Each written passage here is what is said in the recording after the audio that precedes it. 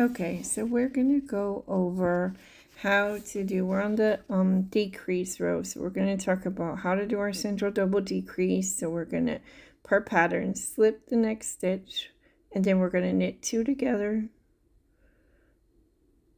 and then we're going to pass our slip stitch back over.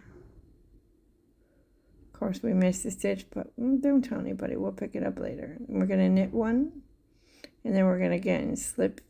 This time I'm going to knit 2 together because it's a different way, but it also is a central decrease. Knit 2 together, or slip as if to knit 2 together, and then you're going to knit 1, and then you're going to pass the 2 slip stitches back over one by one. Slip, slip. The only reason I show you this is that on this side, that decrease is nice and clean. You can't see any of the purl bumps.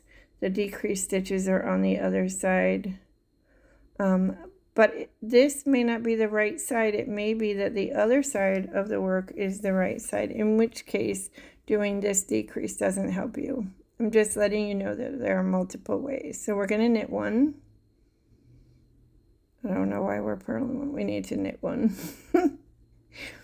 Anyway, we knit the stitch, and then we need to again do a central double decrease. So in this case, I am just going to slip these stitches as if to purl and yarn over at the same time, so that all 4 loops are on the needle. Then we're going to knit 1, and then we're going to knit 1, or I think I did it again, just slip all 3 stitches plus the yarn over as if to purl,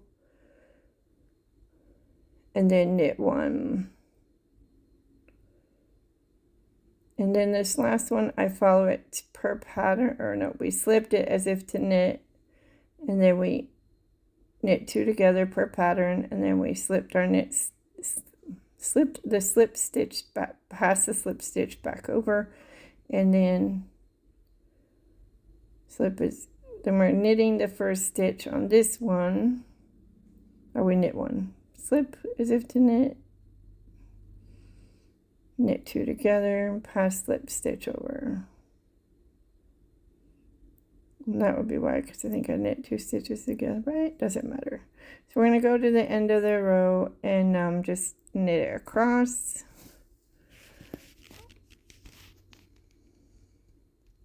We're going to turn the work, and now comes the part that's confusing folks, which is working in a row below when you have a decrease. So here I'm just knit the first stitch, and then I purl back to where we get to where we need to be to work the pattern, because this is just a sample. So we're knitting the first stitch, and then we're going to purl 3. That is not what your pattern says. Mind you, I am just getting back to our decreased stitches so that I can show you how to work them. So we have a purl and another purl.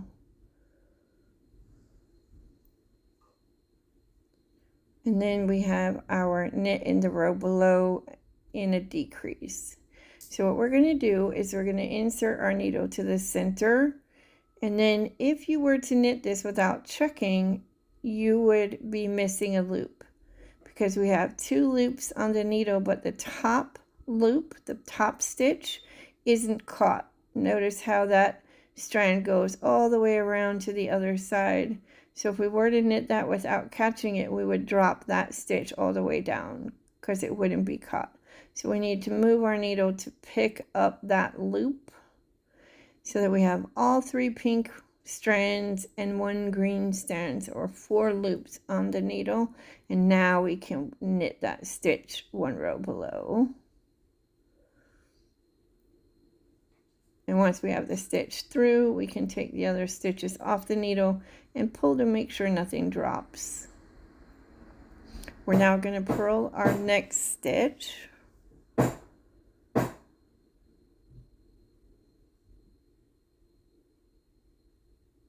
And again, we're back to this knit through the row below. I'm going to not talk, but I'm going to slow it down.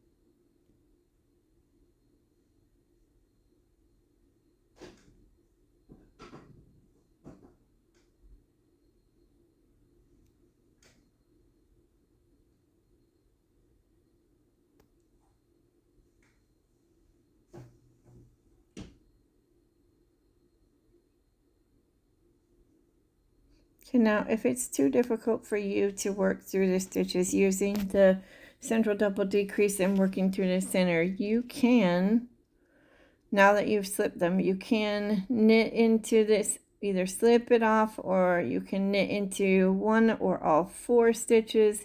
But what you're going to be doing is basically working into them. So you can work into the first stitch and then just start slipping those other 3 loops off of over that needle, that stitch. And a lot of makers find this much easier to just slip those loops over. And if that's the case for you, that's fine. There's nothing wrong with that. So our next, we need to slip that stitch over to the left needle. It's going to take me a moment to realize that. But then we're going to purl our next stitch.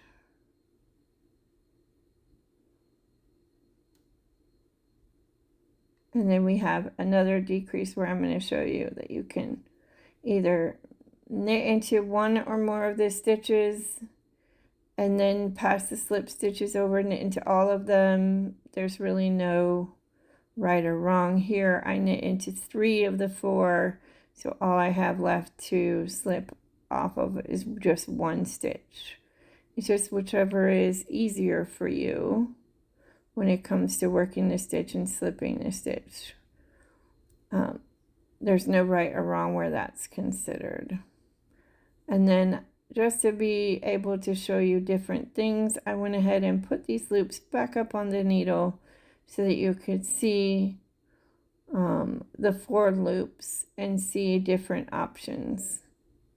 Give it a moment to get that back up on the needle and pull that stitch out.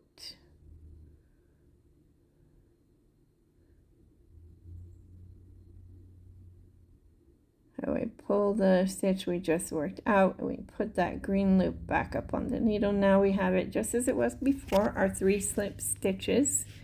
And this time, instead of working the pink, I just knit into the green loop, which is absolutely fine. We have our 3 stitches that were decreased or needed to be decreased. So we knit the green loop off of the needle, put the loop we just knit back up on the left needle, and one by one slip those stitches over that green loop. And that's absolutely fine. There's no reason. Whichever works best for you, it makes no difference. I think I'm going to go on and I do purl the next stitch and work one more. I'm not certain. Let's see if we get you another example of working the rest of these stitches. So we slip that back off, purl the next stitch.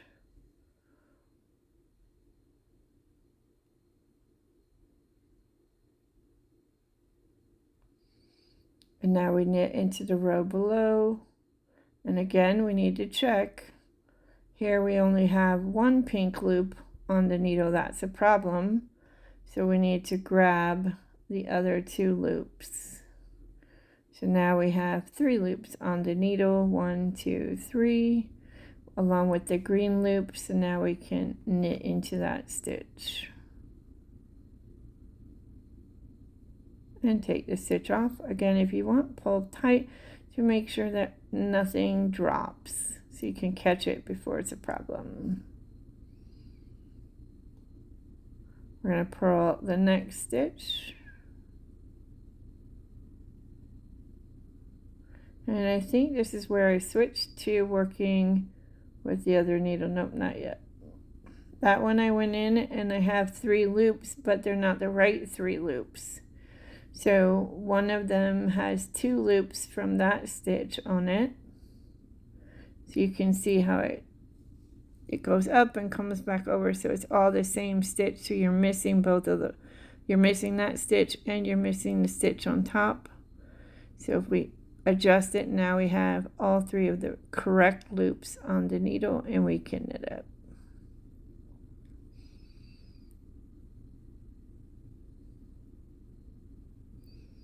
Then we purl again.